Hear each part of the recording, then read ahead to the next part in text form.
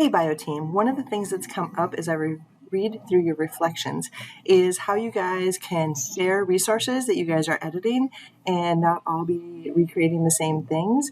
And so I wanted to talk about a couple places where you could choose that. You can also come up with your own plan, but that's one of the things you guys could decide to work on when you have some time together at the synchronous meeting, or you can choose to work on something else. So I'm going to give you a couple options. You guys do have a shared drive. The advantage of a shared drive is that nobody owns it. And so if somebody who owns a folder or owns files leaves the system, those files don't vanish with that person. We've had trouble with some other teams. So I would highly encourage saving to the shared drive rather than saving to somebody's personal drive in folders.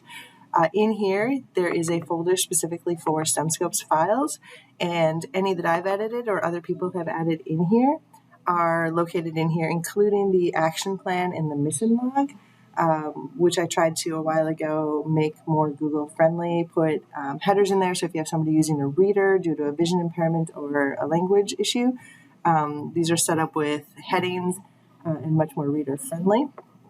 Also in here are documents that have been just fixed up. This math connections one, there was an error in the document, how it translated into STEMscopes, and so I fixed that. I am told it still has another error, so somebody else is working on fixing that, but it is set up in here to be student-friendly, again, with headings and to be workable.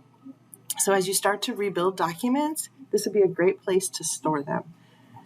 Sixth grade has chosen to use their Google Drive, but to also create this document where they link everything in their Google Drive and in their Schoology Drive, their Schoology Group, and like YouTube or Edpuzzles, anything else in here as links. And so anything they create for a bundle, the individual teachers that are creating those are saving them here for the entire team to use.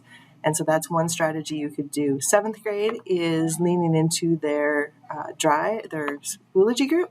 And you guys do have a Schoology group. And in here, I have built a couple of resources.